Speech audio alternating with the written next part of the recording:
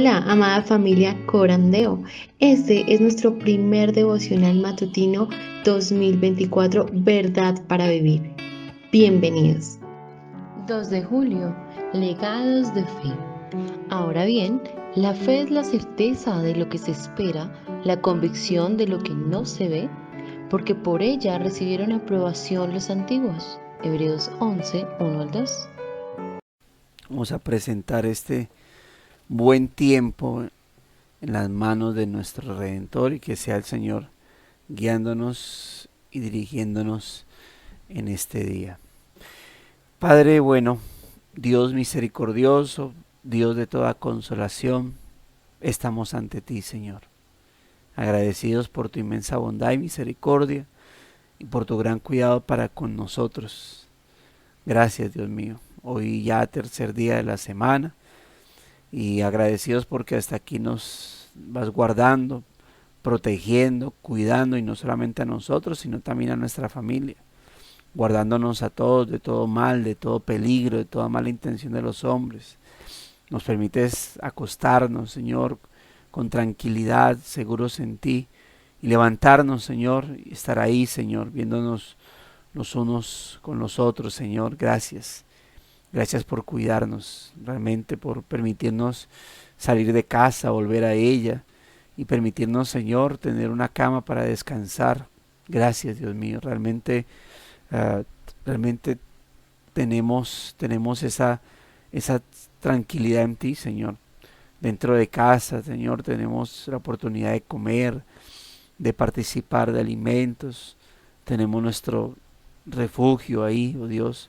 Pero más allá, Señor, más allá de lo físico, más allá del alimento, Dios, te tenemos a ti, Señor. Y es lo que da mayor tranquilidad a nuestra vida.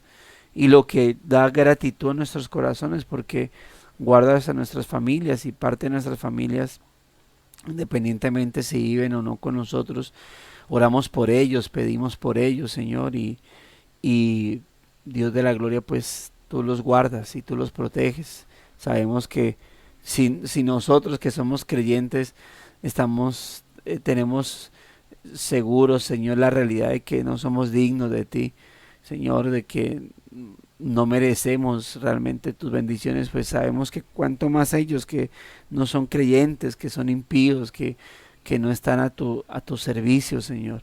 Y aún así, Dios, te dignas en escuchar nuestra oración, y los guardas, Señor, y los proteges, los preservas, Señor. Gracias por ello. Gracias, Señor. Obviamente nuestra mayor oración es que más allá de que los guardes y protejas de mal y peligro, es que los cuides, Señor, o los preserves para salvación y los rindas a tus pies y los guardes más bien del infierno, y los guardes y los rescates del poder del pecado, Señor. Es nuestro deseo, y que así como nos llamaste a nosotros, los llames a ellos, Señor, para que puedan estar en este caminar, en este peregrinaje, Señor, viviendo para tu gloria y honra, tal como es nuestro ruego por nosotros. Gracias, Dios mío, por concedernos este tiempo devocional, por concedernos este tiempo de adoración, por concedernos este tiempo de refugio, de fortalecimiento espiritual, porque es lo que hacemos, Señor. Queremos realmente edificarnos en ti, fortalecernos en ti, avivarnos en ti, bendito Dios. Y por eso gracias, Señor. Pero también queremos venir ante ti para colocarnos a cuenta, Señor, porque hemos pecado, Dios. Hemos pecado de alguna u otra manera. Y si ya hemos tenido ese tiempo, mis hermanos ya tuvieron ese tiempo de devoción, de, de, de colocarse a cuentas contigo, de penitencia, Señor. Dios, gracias por tu perdón, porque realmente tú has perdonado, Señor. Y no debemos pedir perdón nuevamente por lo que ya pedimos perdón, y creemos, Señor, con seguridad que Cristo nos ha perdonado, que Dios nos ha perdonado en Cristo. Por eso, gracias, Señor. Si mis hermanos ya tuvieron ese tiempo de penitencia ante ti, Señor, sin embargo, venimos es porque tal vez algunos han pasado por alto su tiempo de penitencia. Algunos, Señor, tal vez am, eh, por ignorar pecados o por verlos insignificantes, pospusieron este tiempo de oración, de penitencia, Señor, y al final, Dios de la gloria, lo olvidaron. Fueron a su lecho de descanso, algunos tal vez incluso no oraron la noche anterior y obviamente se fueron a su lecho de descanso sin haberse puesto a cuentas contigo, Dios. Aquí estamos para aprovechar este momento y pedirte primero perdón por nuestra negligencia, perdón por todos aquellos que fueron negligentes y no se limpiaron de toda contaminación ante ti por tu espíritu y tu palabra, sino que lo dejaron ahí y lo ignoraron y al final la mancha está ahí, pero por eso estamos acá, Señor, para pedirte que nos perdones y que nos limpies de toda contaminación de carne y de espíritu, que nos santifiques, Señor, tanto física como espiritualmente, que nos purifiques, Dios de la gloria, y que no solamente eso, nos dé la gracia y la fuerza para poder uh, no volver a hacer eso, Señor. No ignorar pecados, no verlos tan insignificantes como para ignorarlos y creer que no hay una urgencia, no hay una necesidad de ir ante tu presencia a pedir perdón. Todo pecado, independientemente de lo pequeño que parezca, lo insignificante que parezca, Señor, lo absurdo que parezca, independientemente de ello, de esa percepción que podamos tener nosotros hacia ese pecado, incluso de que el mundo la tenga y eso permee nuestra vida, de tal manera que ya ni siquiera veamos la necesidad de pedir perdón por ello, porque tal vez son simplemente defectos y no hay necesidad. Sin embargo, a la luz de tu palabra son pecados, pequeños pecados por los que incluso Cristo tuvo que morir, por los que incluso Cristo tuvo que sufrir la ira tuya, Señor. Pecados por los cuales, si Cristo no está presente, una persona será condenada, Señor, por toda una eternidad. Y por eso aquí estamos para pedirte que nos perdones. Y que también, Señor, en tu gracia y por tu Espíritu, estemos dispuestos a combatirlos, Señor. A combatirlos, a renunciar a ellos. Y a que por tu gracia, Señor, y por Cristo, estemos dispuestos nosotros, Señor, a honrarte con nuestra vida, a honrarte con nuestro ser. Padre, aquí está nuestra vida, Dios mío. Gracias por tu gran amor. Gracias por tu gran misericordia. Gracias por tu gran cuidado para con nosotros, Señor. Padre, gracias por los hermanos aquí presentes, por tu perdón, por tu misericordia, por esa gracia con la cual nos sostienes, Señor. Y nos ayudas a no solamente reconocer pecados, sino también a combatir contra ellos. Todo, Señor, mediante la gracia y la fe que tenemos en Cristo Jesús. Oro, Señor, por los hermanos que antes de culminar este devocional ya se habrán encaminado hacia sus trabajos, o tal vez, Señor, ya se habrán puesto en los mismos, y te pedimos que les vaya bien, Señor, que les concedas un excelente día de trabajo y que en todos los guíes, Señor, y puedan mis hermanos fortalecerse siempre en ti, en el poder de tu fuerza, para que puedan vencer las tentaciones, oh Dios de la gloria, vencerlas para tu gloria y alabanza, para tu gloria y honra, Señor, vencerlas de tal manera, oh Dios, que puedan alcanzar esa bienaventuranza por soportar la tentación, Señor. Esto obviamente para tu gloria, porque no pudiésemos soportar ninguna tentación si no fuese porque tú nos has regenerado y nos has concedido tu Espíritu, Señor, para que por medio de él tu palabra sea iluminada y aplicada a nuestra vida, y así, Señor, podamos desechar cualquier cosa que no te honre y te agrade y te glorifique, Señor. Gracias te damos, Dios mío, por este buen momento, por este buen día, Señor, y por estas palabras que escucharemos para edificación nuestra. Gracias te damos, Señor. Todo el honor y la gloria sea para ti en Cristo Jesús. Amén. Julio 2, legados de fe. Ahora bien, la fe es la certeza de lo que se espera, la convicción de lo que no se ve, porque por ella recibieron aprobación los antiguos. Hebreos 11, del 1 al 2. ¿Cómo se demuestra la fe? En el capítulo 11 de su carta, el autor de Hebreos responde esta pregunta con la presentación de una galería fotográfica, por llamarla de alguna manera, de los santos de antaño, hombres y mujeres que fueron aprobados por su fe. Este registro bíblico de aprobación no tiene la intención de elevar a estos individuos a algún estatus sobrehumano. Más bien debemos ver a Noé, a Moisés y al resto como personas ordinarias de quienes podemos obtener fortaleza y ánimo al reflexionar en la manera como Dios les ayudó y honró su fe. Si queremos seguir el ejemplo de una fe viva y puesta por obra, primero debemos ver lo que la fe de estos individuos no fue. No fue un sentimiento místico que se deriva de sus emociones o circunstancias. Tampoco fue una noción general de que todo saldría bien al final. No, para estos hombres y mujeres, la fe práctica significó confiar en lo que Dios había dicho, creer en su palabra y luego regular su vida en conformidad con ella. En otras palabras, tal como nos lo dice estos versículos, su fe era una convicción segura de que lo que Dios había prometido en verdad se cumpliría.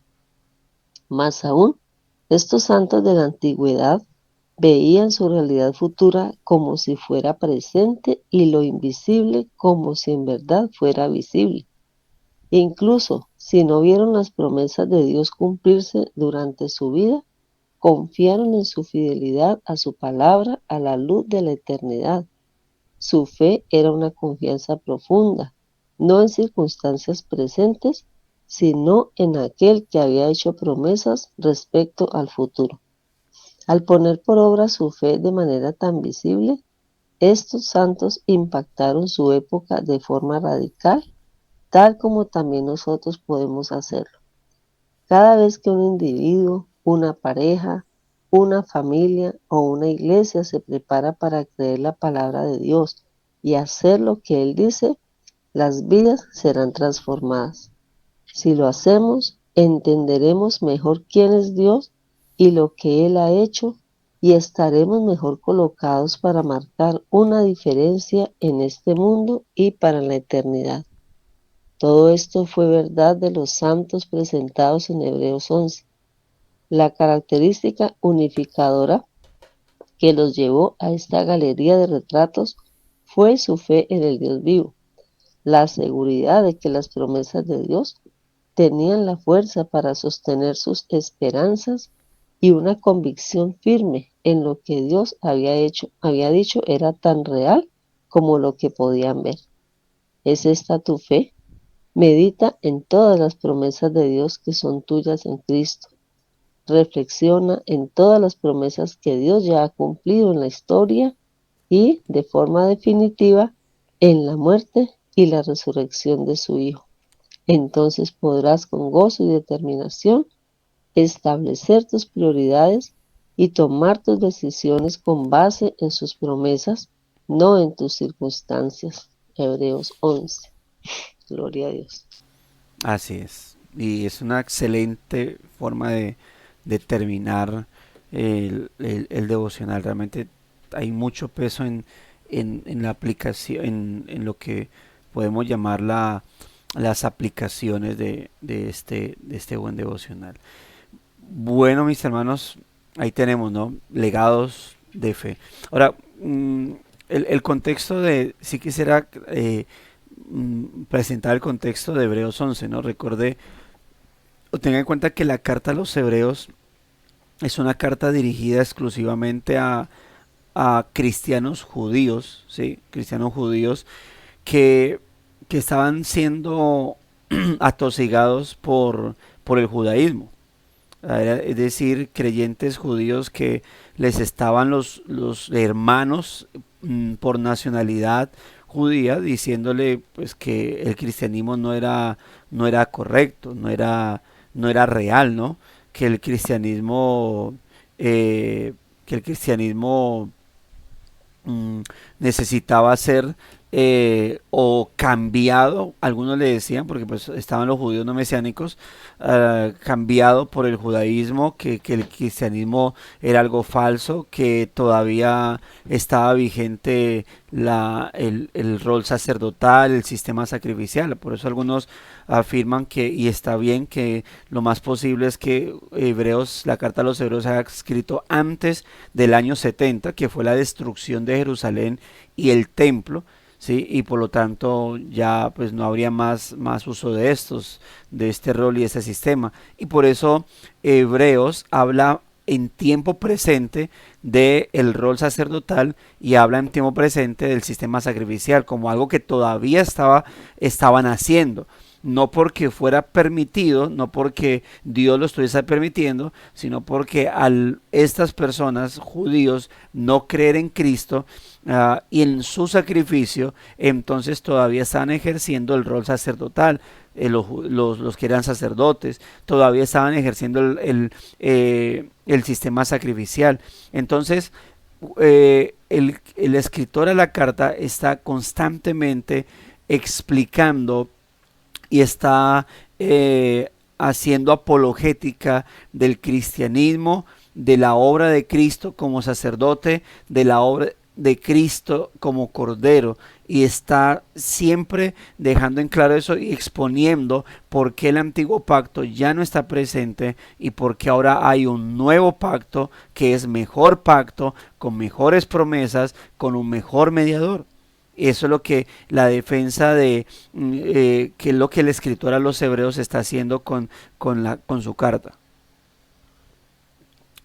Pero también obviamente enseñándole a los judíos, porque habían algunos judíos que sí creían, por ejemplo como en el caso de los Gálatas, que sí creían en Cristo, y que estos judaizantes lo que le habían dicho era, mira, sí hay que creer en Cristo, sí está bien el cristianismo, pero más la ley. Entonces Hebreos está debatiendo y haciendo apologética contra esos dos tipos de judaísmo, contra el que dice no Cristo y contra el que dice Cristo más la ley.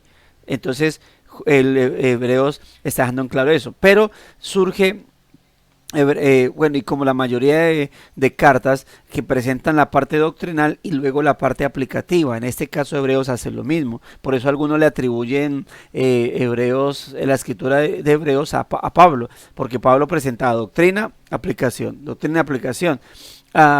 y en este caso lo vemos, las aplicaciones de Hebreos empiezan a partir de lo que conocemos como el capítulo 10, versículo 19. Y por lo tanto Hebreos 11 ya es esa parte aplicativa. Hebreos 11 surge ¿por qué? Porque al decir que el antiguo pacto ya no está presente, que hay un nuevo pacto, mejor pacto, tal vez pudiese surgir la inquietud. Bueno, y si el antiguo pacto no está presente, es porque entonces nada de lo que estaba ya pues era válido. Porque todo apuntaba a Cristo, porque todo apuntaba al sacerdocio de Cristo, al sacrificio de Cristo, a Cristo como el templo, a Cristo como el mediador. Entonces los del antiguo pacto no creían de verdad, o la fe de ellos no valía, o la fe de ellos no era correcta. Y aquí es donde el escritor dice, sí, claro, sí valía. Por eso les voy a presentar que en el antiguo pacto sí hubo hombres y mujeres de fe. Hombres y mujeres que creyeron genuinamente en Dios. Y esto obviamente para recalcar el hecho de que a través de los tiempos, o cuando hablamos de Israel, por ejemplo, en el antiguo pacto, no por ser israelita, y eso Pablo lo clarifica en Romanos 12, no por ser israelita ya estaba bien, no por ser israelita ya era salvo, sino que aún dentro de la nación de Israel, dentro de esa nación había un remanente, había un pueblo elegido en particular. ¿Para qué? Para Dios comunicarse con él. Dios obviamente enviaba profetas a todo su pueblo, Dios enviaba profetas a toda su nación, pero Dios era consciente que aún dentro de esa nación había un pueblo espiritual. Y ese pueblo espiritual que creía las promesas de Dios, que confiaba no en los sacrificios, sino en el Dios de los sacrificios, no en el rol sacerdotal, sino en el Dios que había mandado eso. ese pueblo espiritual era el que Dios determinaba como su congregación particular, como sus santos, como su nación espiritual.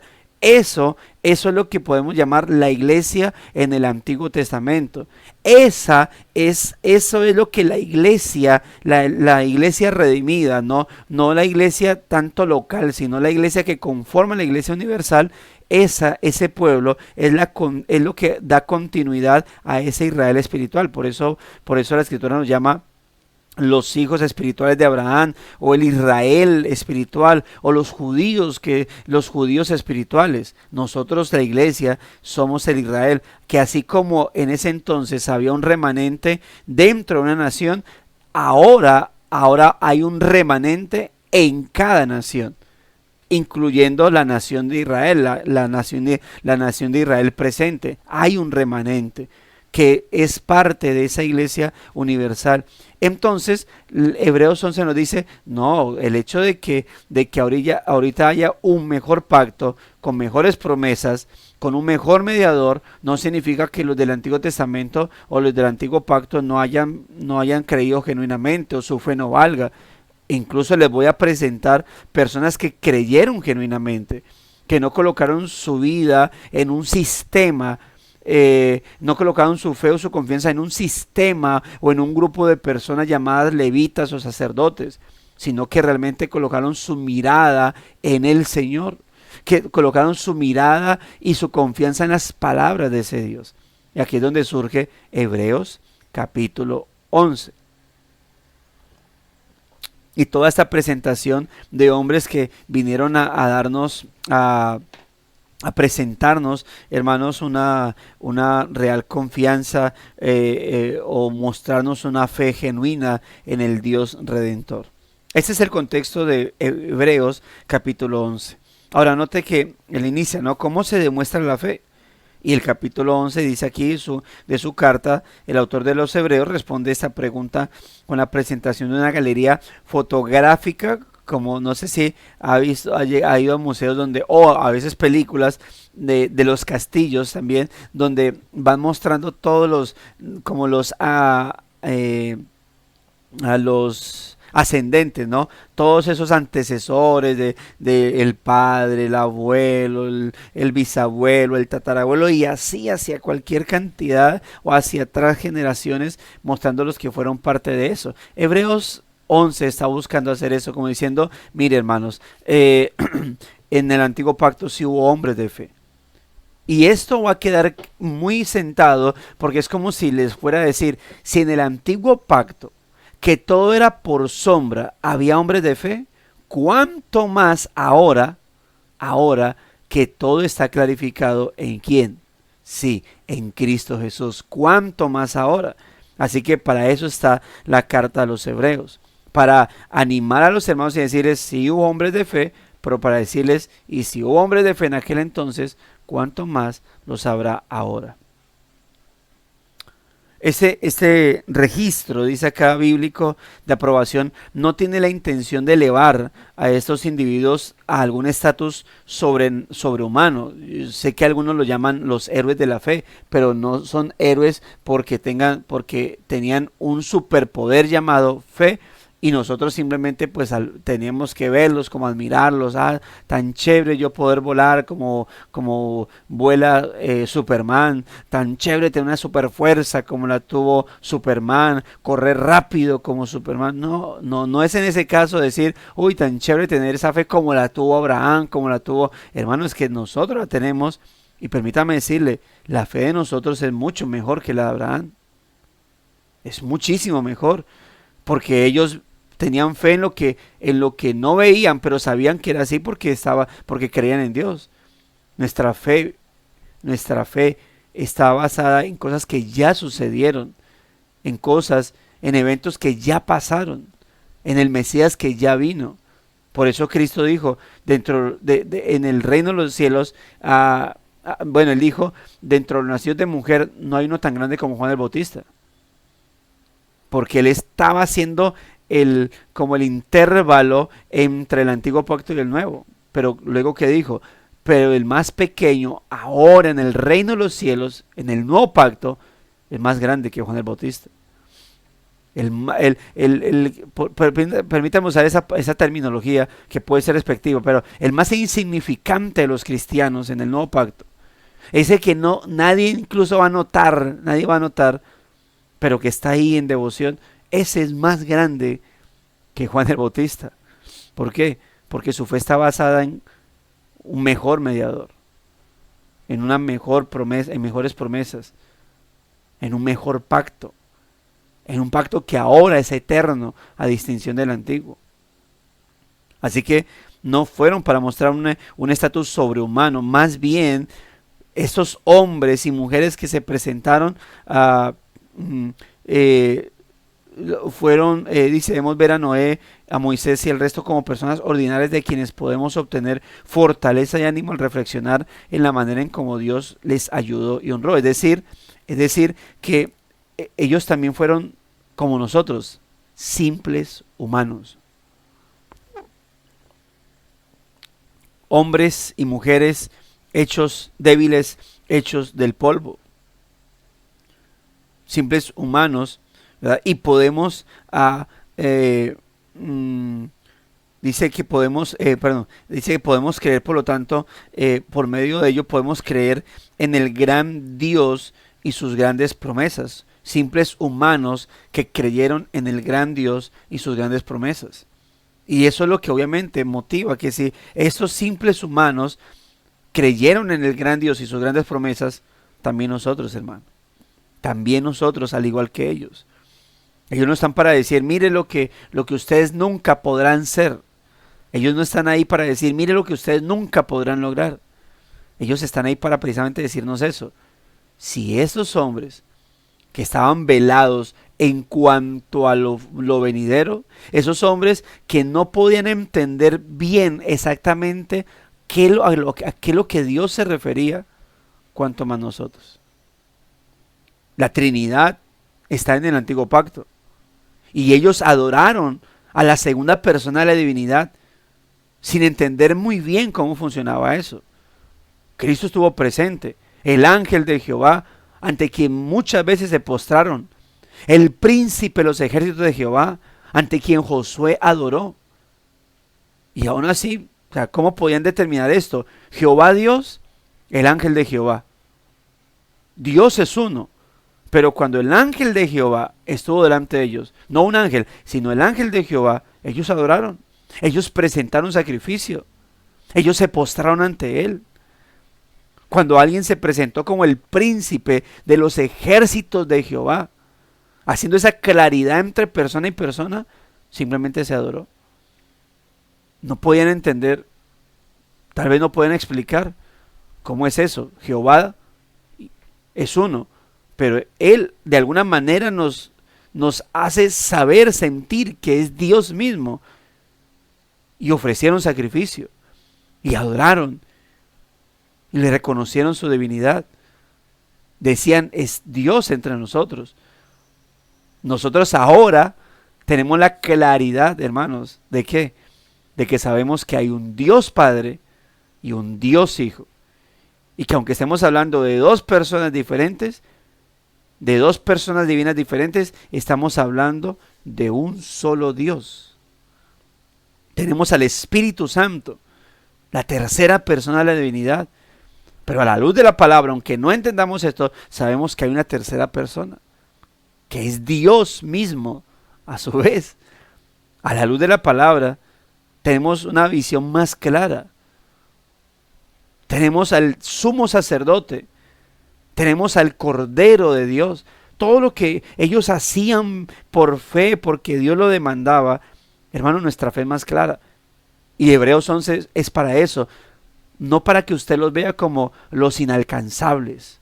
Vamos a leer capítulo 11, los inalcanzables de la fe. No, aquellos mortales, débiles, que a pesar de que no tenían claridad en cosas, tuvieron fe. ¿Cuánto más nosotros, hermano? ¿Cuánto más nosotros hemos de tener esta fe firme en el Señor? Permítame decirle, la fe suya puede ser una fe más firme y clara que la de Abraham. Si Abraham, y esto debe ponernos a reflexión, si Abraham pudo creer con tanta vehemencia, no teniendo claridad y no viendo todo lo que estaba representando su fe, todo lo que estaba haciendo, toda la tipología que había en su persona, en su fe, en su hijo, en ese evento del el Monte Moriah, creo, donde casi sacrificó a su hijo, pero para llevar a cabo una escena representativa, él no tenía, él no era consciente de todo el peso de eso.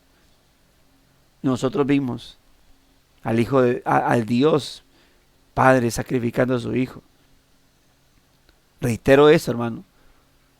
Hebreos 11 no es la fe de los inalcanzables, no es la superfe que nunca tendremos. Es para decirnos, si estos hombres con lo que no tenían tuvieron fe, cuánto más nosotros, mis hermanos. Pero más adelante nos va a decir que no es un asunto de fe para demostrar que todo lo podemos tener, sino fe para dejar en claro en quién confiamos nosotros, hermanos. Dice, si queremos seguir el ejemplo de una fe viva y puesta en obra, primero debemos ver lo que la fe de esos individuos no fue. Y dos cosas. No fue un sentimiento místico que se deriva de sus emociones o circunstancias. Ojo, reitero, no es o no fue y no es, porque eso sigue manifestándose, no fue un sentimiento místico que se derivaba de sus emociones o circunstancias. Como meta de fe, como cada mundial, ¿no? Y en este caso la Copa América, con la fe intacta. Es decir, creemos, estamos emocionados, que sí, es que como estamos viendo que Colombia juega bien, entonces tenemos la fe intacta de que sí va a ganar y va. No es eso, no es un sentimiento místico que se deriva de emociones o circunstancias. Tampoco fue una noción general de que todo saldría bien, positivismo. Es decir, hermanos, no es eso, porque el mundo, permítame decirle, el mundo está lleno de esas dos cosas. Está lleno de ese tipo de fe falsa, porque no es una fe salvadora, no es una fe espiritual. Esto es lo que se conoce como credulidad. Por lo tanto, son crédulos de cualquier cosa que ellos creen que les puede hacer bien, incluyendo algo que se llama Dios, o incluyendo un Dios. El mundo está lleno de este tipo de cosas, de este sentimiento místico que se deriva de sus emociones o circunstancias, o de esta noción general de que todo va a salir bien. Métale fe que se va a ganar el chance. Métale fe que se va a ganar la rifa. Métale fe que ese quien se sea que le haya orado, no sé de dónde es, pero métale fe que Dios hace el milagrito. Pero se sanó por allá en una secta. Porque le metió fe. Es que lo importante es la fe. No Dios. No en quién se pone la fe. Es meterle fe. Y por eso hay mucha gente que tiene fe en su fe. Y agranda o exalta su propia fe. Pero no es esto, es credulidad. Hay gente que es crédula y por eso cualquier cosa que le pueda traer fe o que le pueda traer un bien a sí mismo es creer en ello. Los niños en Colombia, y esto viene conectado con Bolivia, Perú, a los niños recién nacidos les colocan el coral, el puñito o el cuerno. ¿Para qué es eso? Para que no le hagan ojo. ¿Qué es hacer ojo? Es simplemente que alguien tiene una mirada tan fuerte que le afecta espiritualmente de una manera mística al niño y entonces pues le hacen ojo. ¿Y eso para qué es? Para protegerlo del mal del ojo. Y permítame, hay gente que dice, yo no creo en eso, pero por si las moscas. Si eso funciona, lo colocamos. Y hace poco, como estamos en tema de fiestas, ¿no? Acá ya hoy, gracias a Dios, ayer terminó toda esa vagabundería en el Espinal y en varias partes. Pero surge mucho los que venden manillas, ¿no? Íbamos con mi esposa y mi hija y nos abordó, véame un momentico, le voy a presentar, solamente escúcheme. Yo decía, no, es que no voy a comprarle. No, déjeme, solamente escúcheme. Mire, esto, la manilla del deseo, o sea, la manilla del deseo, tal. Yo, amigo, no creo en eso. No, pero permítame, escúcheme. Esta es la manilla del deseo. Yo, amigo, le estoy diciendo que no creo en eso. No creemos en eso. No creo que esas telas me vayan a conceder un deseo. Ah, bueno, entonces deme plata. Eso es lo que quería, ¿sí? No, dije tampoco le va a dar plata. Entonces nos fuimos. ¿Ve? Entonces, pero hay gente que lo hace, hay gente que si cualquier cosa va a producir fe. Hace poco veía le va a dar como una motivación a creer en algo. Hace poco es una propaganda de la cruz de yo no sé qué, la cruz de Caravaca, algo así. Una cruz que le producía, que traía, que rompía, que dañaba, que bloqueaba esto otro, y gente saliendo ahí. Desde que me compré la cruz de Caravaca, yo no sé cómo es que llama esa vaina, entonces mi vida cambió. Entonces yo decía, no, o sea, cualquier cosa. Ahora, en oración fuerte del Espíritu Santo le venden el aceite, yo no sé qué, un pedazo de madera de la cruz de Cristo. Hermano, cualquier cosa la gente quiere creer en. Eso es credulidad. Eso no es fe. Hermano Henry, ¿quieres decir algún aporte?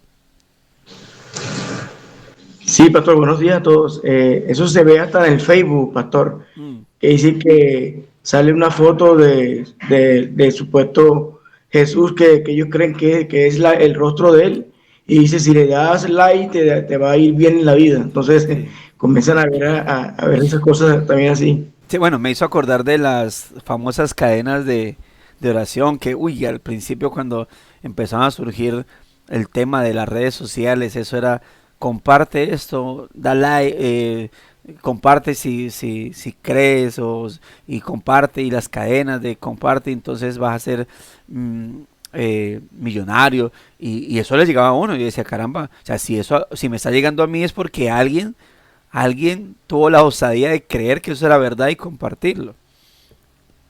En fin, todo eso. Entonces, el mundo está lleno de esta falsa fe entre comillas, es decir, falsa fe, eso es credulidad, la capacidad, la osadía, permítame decir, la tontería de creer cualquier cosa que le pueda funcionar. La otra vez decía un pastor, pero obviamente a manera de,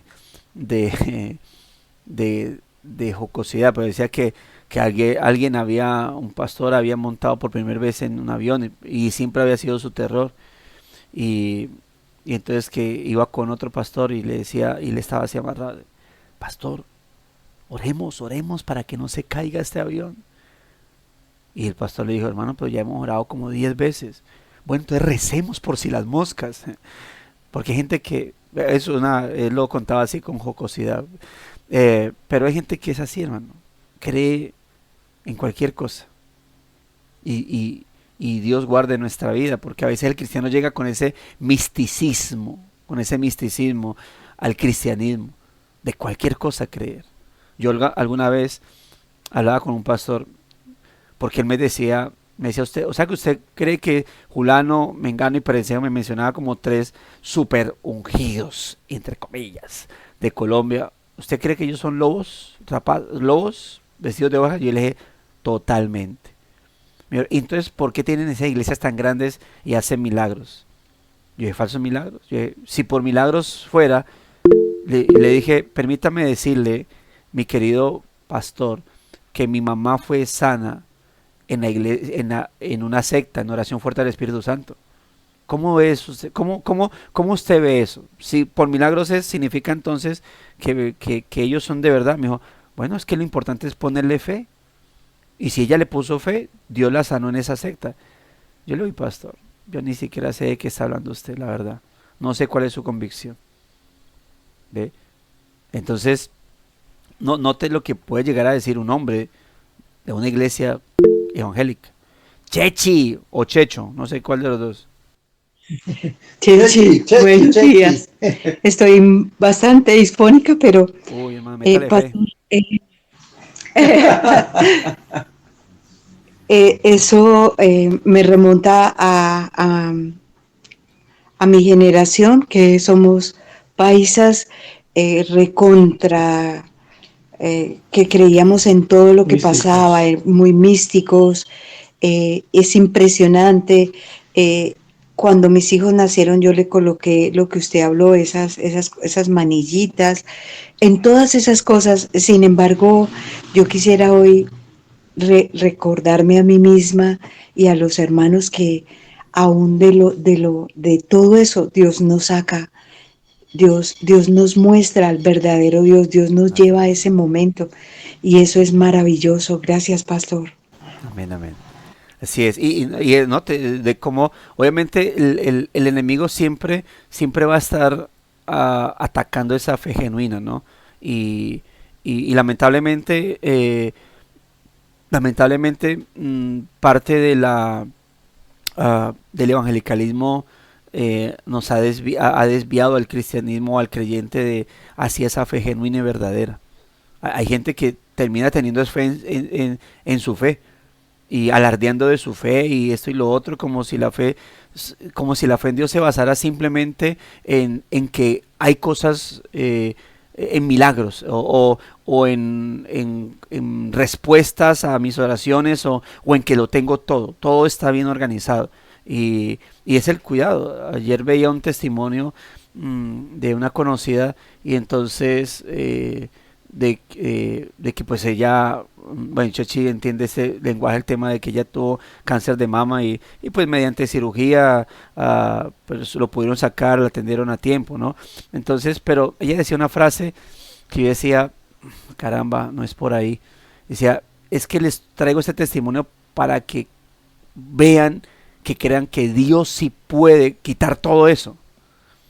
Y decía, es que nadie dice que no puede. O sea, yo en mi mente, ¿no? Porque estaba escuchando por YouTube, decía, es que nadie dice que no pueda. Pero fe no significa que todo lo que tú pidas, Dios va a quitártelo. Aparte de que esta fe no está basada y cimentada en las obras o en mis necesidades. Esta fe de la cual se va a resaltar o se resalta en Hebreos no tiene que ver con que todos los caprichos o las cosas que yo ponga y le pida a Dios, Dios me las va a cumplir. Esta fe en Hebreos está basada en las promesas pactuales que Dios ha hecho enfocadas en Cristo. Cuando dice que la fe es la certeza de lo que se espera, la convicción de lo que no se ve, ¿cuál ha sido el error de parte del evangelicalismo? Que han creído o han conectado que lo que se espera y lo que no se ve es mis cosas, mis asuntos, mis deseos o mis actuales o presentes o momentáneas necesidades. Solamente limitaron eso, que lo que se espera es que lo que yo estoy pidiendo. Yo estoy pidiendo una moto nueva, por lo tanto lo que se espera es mi moto nueva. Yo no estoy viendo mi casa propia, por lo tanto lo que yo no veo es eso y lo que yo voy a ver o la convicción está basada es en eso. Pero hermanos, Hebreos 11 está hablando de una fe no basada en mis cosas, sino en las promesas del Señor. Es en esas promesas del Señor y es el error. Por eso la gente termina desviándose de lo que es la fe en cosas genuinas y termina obviamente centrándose en sí mismo y por lo tanto frustrado porque no ve lo que está, porque frustrado porque no está viendo lo que él quiere ver y aferrándose a textos que lo descontextualiza y lo desconecta por lo tanto de lo que de lo que genuinamente está hablando en la palabra. Ahora dice acá, la fe práctica significó, escuche esto, confiar en lo que Dios había dicho, creer en su palabra y luego regular su vida en conformidad con ella. Y es interesante, por eso, bueno, me ha gustado mucho, pues, aparte de que el escritor tiene algunos errores, pero el escritor Alistair Begg es bautista, reformado, independientemente de su eclesiología, pero es bautista, es decir, tiene el concepto claro de lo que es la teología pactual, es credo bautista en su pactualidad. Y note cómo conecta. La fe es confiar en lo que Dios había dicho, no en lo que ellos habían creído que sucedería, en lo que Dios había dicho. Abraham sacrificó a su hijo, o iba a sacrificar a su hijo porque él creía que Dios había prometido algo. Y si Dios había prometido algo, iba a cumplir. Y Dios había prometido que a través de Isaac le daría descendencia. Por lo tanto, si él sacrificaba a Isaac, y Dios le había prometido que a través de Isaac le daría descendencia, entonces Dios tendría que resucitar a Isaac. Porque si él sacrifica a Isaac y Dios no resucita a Isaac, de quien ya le había dicho que era por medio de quien le había promesa, entonces Dios sería mentiroso. Así que Abraham confiaba en la palabra de Dios. No confiaba en que Dios le daría a su hijito, porque él amaba a su hijito y Dios se lo daría. Amén, sí, pero estaba más confiado, o más bien estaba realmente confiado en las promesas de Dios. Dios le dijo: den vueltas a Jericó, una vuelta diaria, y luego al último den 7 vueltas, luego suenen las trompetas, yo voy a hacer algo. Bueno, ¿qué tumbó a las murallas de Jericó?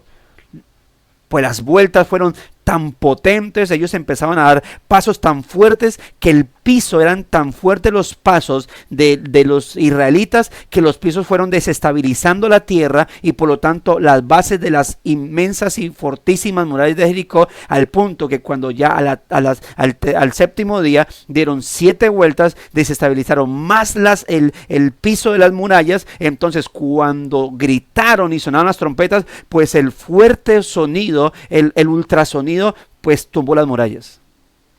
No fue así. Fue Dios quien las tumbó. ¿Pero para qué las vueltas?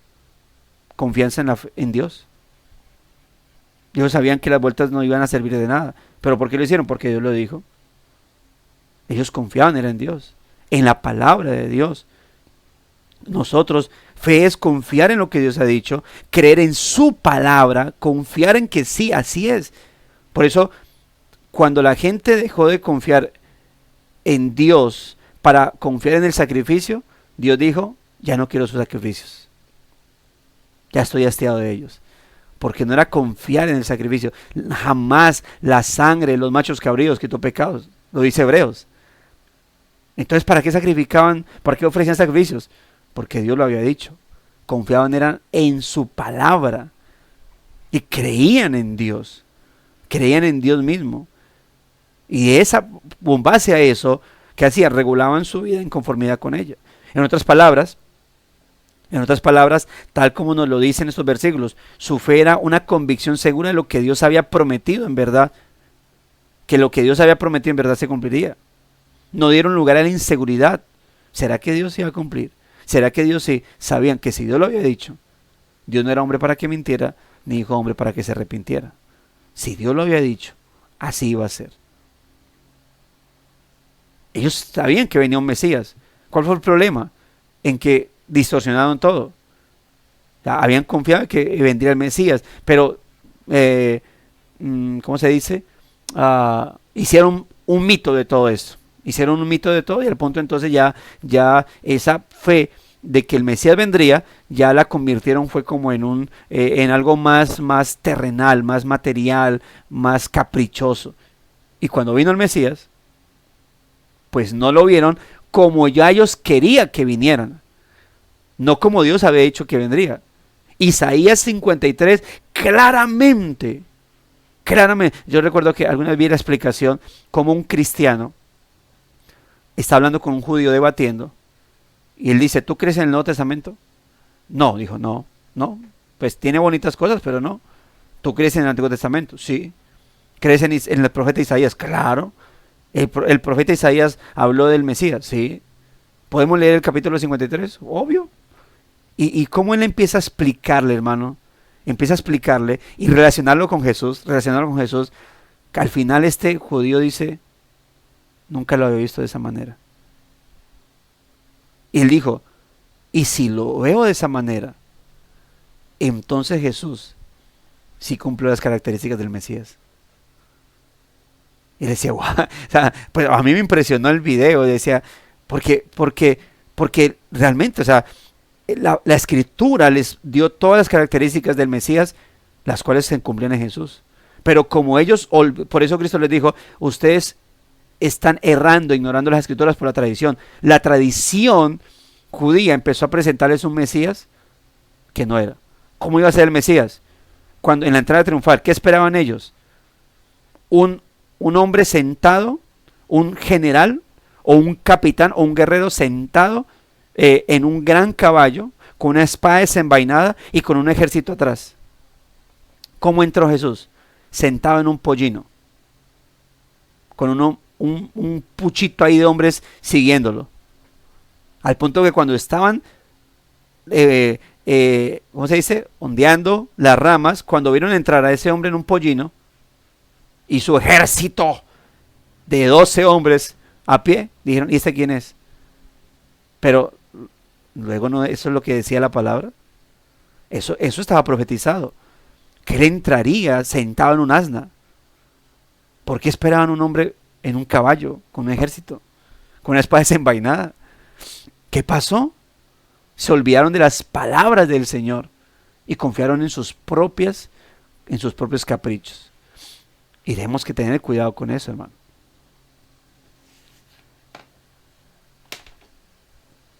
Me perdí. Bueno, el Señor me encontró. Dice, más aún, esos santos de la antigüedad veían su realidad futura. Bueno, que no era eso, ¿no? Su fe era una convicción segura de que lo que Dios había prometido en verdad se cumpliría. Más aún, esos santos de la antigüedad veían su realidad futura como si fuera presente. Y lo invisible como si fuera una verdad, como si en verdad fuera visible. Incluso si no vieron, escuche esto, las promesas de Dios cumplirse durante su vida, confiaron en su fidelidad a su palabra, a la luz de la eternidad. Su fe era confianza profunda, no en sus circunstancias presentes, sino en aquel que había hecho promesas respecto al futuro. Era una confianza en que Dios, hermanos, sí les daría a ellos, de que Dios sí les daría a ellos. No era una confianza en que Dios sí les daría a ellos, sino en que Dios sí cumpliría sus promesas. Esa era su confianza. ¿Qué le dijo a Abraham? Abraham, vete de tu tierra, tu parentela, a la tierra que te mostraré. Yo multiplicaré tu descendencia como la arena del mar, como las estrellas del cielo. Y así fue. Ahora, ¿a cuántos Abraham de esa descendencia como la arena del mar y como las estrellas del cielo vio? Isaac. Solamente Isaac. Pero creía Abraham en lo que Dios había hecho, claro, totalmente. Dice la escritura que le prometió Dios a Abraham, dice, en tu simiente serán benditas las familias de la tierra. Cristo, cuando está hablando con los fariseos de Abraham, dice, Abraham me vio y se gozó, confió.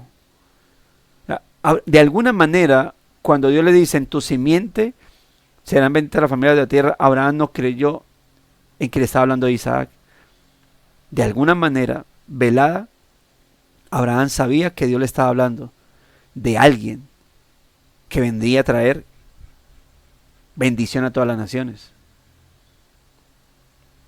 Porque recordemos que durante mucho tiempo, hasta Cristo, ¿en dónde se centró solamente la fe y todo lo espiritual? En una nación. Pero Dios claramente le dijo a Abraham, serán benditas todas las familias de la tierra. No solamente la nación de Israel, una nación, sino todas. ¿Dónde se cumplió eso? ¿A partir de cuándo la fe o la palabra de Dios se extendió a todo el mundo, sino a partir de Cristo? Así que Abraham sabía que esa simiente de quien le estaba hablando no era de Isaac, era alguien más allá y más grande que Isaac. Y tal vez cuando partió y llegó a los cielos y vio a Cristo, dijo, tú eres de quien me prometieron. Eso lo dijo Cristo. Vio mi día y se gozó. Hermanos, era confianza en las promesas del Señor. No confianza en recuerda lo que les he dicho, ¿no? Dios le conceda las peticiones de su corazón. No es esa fe. No es esa fe en que Dios me va a dar. Pastor, ore por esa moto que... Recuerda que la Biblia dice que la fe es la certeza de lo que se espera, pastor. Visualícela. Cómo la quiere, dígasela al Señor, tal cual, y tenga fe que Dios se la va a dar. Yo tengo fe que si Dios me la quiere dar, me la da. Yo tengo fe en que si Dios me quiere dar una casa, me la da. Es eso, es la fe. O sea, eso es fe, que si Dios lo quiere hacer, lo hace, punto. Pero en cuanto a sus promesas, ¿qué esperamos nosotros? ¿Qué es lo que esperamos nosotros, los creyentes? ¿Cuál es nuestra bendita esperanza? Cristo y su segunda venida. La fe es la certeza de lo que se espera. Y lo que esperamos es a Cristo. ¿Vemos a Cristo entre nosotros? Literalmente, no. La fe es la convicción de lo que no se ve. Creemos que Cristo está entre nosotros. Creemos en una glorificación. Creemos que fuimos redimidos. Y parte de esa parte que la bendita esperanza es Cristo, hermano, creemos que cuando Cristo venga, va a restaurar todas las cosas. Nos va a dar un cuerpo glorioso, con el cual adoraremos de manera genuina y perfecta. ¿Tú lo esperas? Yo lo espero. La fe es la certeza de lo que se espera. La fe es la certeza de que todas esas promesas que Dios ha hecho a su iglesia se van a cumplir. ¿Cómo puedes demostrarlo? No puedo. Por eso es fe. ¿Pero fe en qué? A ver si alcanza a verlo. La palabra del Señor. No en la Biblia de Estudio y la Reforma. Fe en la palabra de Dios. Fe en lo que Dios ha dicho. Fe en lo que Dios ha prometido. Dice acá, para terminar, al poner por obra su fe de manera tan visible, estos santos impactaron su época de forma radical, tal como también nosotros podemos hacerlo, a través de la predicación del Evangelio, ¿no? Cada vez que un individuo, una pareja, una familia, una iglesia se prepara para creer la palabra de Dios y hacer lo que Él dice, las vidas serán transformadas. Si lo hacemos, entenderemos mejor quién es Dios y lo que Él ha hecho. Y estaremos mejor colocados para marcar una diferencia en este mundo y para la eternidad. Todo esto, mis amados hermanos, todo esto, dice acá, todo esto fue verdad de los santos presentados en Hebreos capítulo 11. La característica unificadora que lo llevó a esta galería de retratos fue su fe en el Dios vivo. La seguridad de que las promesas de Dios tendrían la fuerza para sostener su esperanza y una convicción firme en lo que Dios había dicho era tan real como lo que podían ver. Y empiezan las reflexiones. ¿Es esta tu fe? ¿Es esta tu fe? ¿Cuál es la fe que tienes? En que todo lo que usted quiera, Dios se lo va a dar. Permítame que si esa es su fe, va a quedar decepcionado. Que no siempre es así. Ahora, no estoy diciendo que no pueda tener fe en que Dios le vaya a dar cosas. Téngala. No estoy diciendo que no ore por sanidad, porque Dios lo sane. No estoy diciendo que no ore porque Dios le conceda un mejor vehículo, una casa propia, un hogar. Sí, ore por eso. Oremos y concédanos acompañarle en oración por esto, por aquello. Pero, hermanos, Esa no es la centralidad de la fe, sino en las palabras del Señor. Medita en todas las promesas de Dios que son tuyas en Cristo. Reflexiona en todas las promesas que Dios ya ha cumplido en la historia y de forma definitiva, especialmente en la muerte y resurrección de Cristo.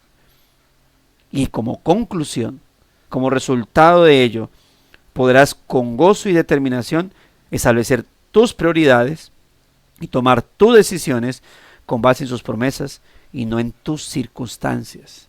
Cuando yo creo que la fe es que Dios me va a conceder todo lo que yo quiero, en cuanto a mis deseos y caprichos, voy a ser decepcionado con mi fe, no con Dios. Porque hay gente que termina decepcionada con Dios porque dice, pero ¿Dios cuándo te dijo? No, es que un profeta me dijo que pidiera todo lo que yo quisiera y Dios me lo daría.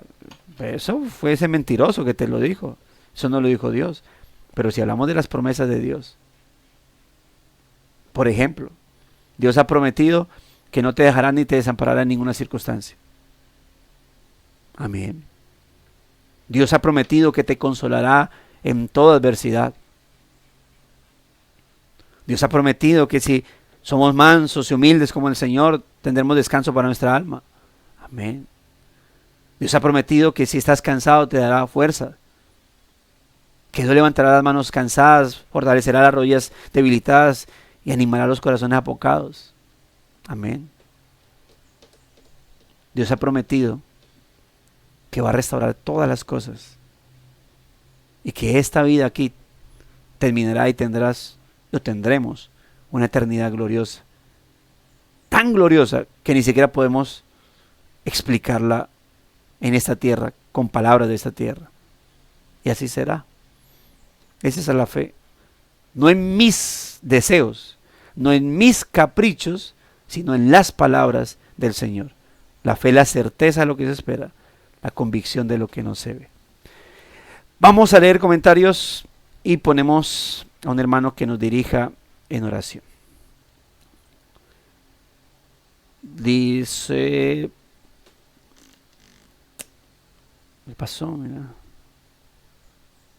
Pastor, lastimosamente se ve iglesias, dice hermano Diego, que dan amuletos para la fe o en algunos canales de TV. Venden mercadería del ángel Gabriel y llena a la persona de esas cosas. Así es. Dice, el poder de la fe se hace realidad cuando ponemos nuestra confianza en lo que creemos, pero podemos cerrar cuando el objeto de nuestra fe no está puesta en la verdad. La multiplicidad de religiones afirman basar sus creencias en la verdad, mas la verdad es excluyente y solo hay una. Lo demás es credulidad subjetiva. Épale. Nuestra fe tiene un fundamento basado en las promesas ciertísimas de nuestro Creador Todopoderoso, presente en la historia, sabio, justo y misericordioso, que es fiel y que nos ama. Amén. Gracias, hermano. La fe, una palabra tan pequeña como el grano de mostaza, es la que mueve el mundo entero. La fe verdadera es la que proviene de Dios y viene por el oír y el oír la palabra de Dios. Listo, hermano Henry. Nuestro hermano Henry se despidió. Bueno, gloria a Dios. Vamos a orar, mis amados hermanos. Bueno, amado Padre Celestial, Señor, te agradecemos nuevamente por tus misericordias, Señor, por permitirnos estar acá, Señor, por culminar este tiempo devocional, Padre, porque podríamos estar haciendo otras cosas, perdiendo el tiempo o seguir siempre ocupados, Señor, en nuestros quehaceres, pero a ti te plació traernos aquí en este tiempo devocional, ser dirigidos, Señor, prestar este espacio, Señor. Gracias por tu misericordia. Gracias por permitirnos realmente ese objeto de la fe que es Cristo realmente. No son nuestras obras, Señor, no son nuestros caprichos, sino tu bendito Hijo, Señor. Gracias porque ese sacrificio perfecto, Señor, por nosotros ha valido cada milésima, Señor, esa gota de sangre derramada, Señor, por nosotros, por pecadores que no lo merecíamos, Señor.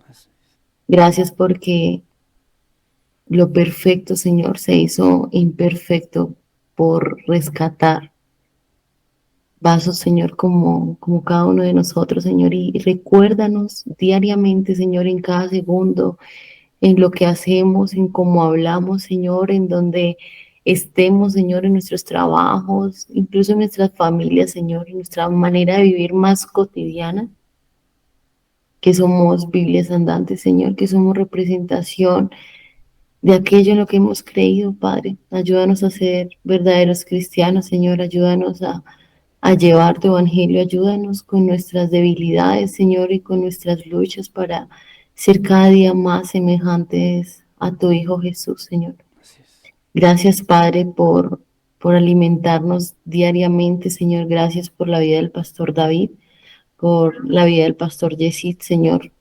Por estos siervos que tú permites que nos traigas la palabra, Señor, para empezar el día meditando y teniendo nuestra mente permeada de lo que debemos tenerla a diario, Señor, de Así tu es. glorioso evangelio.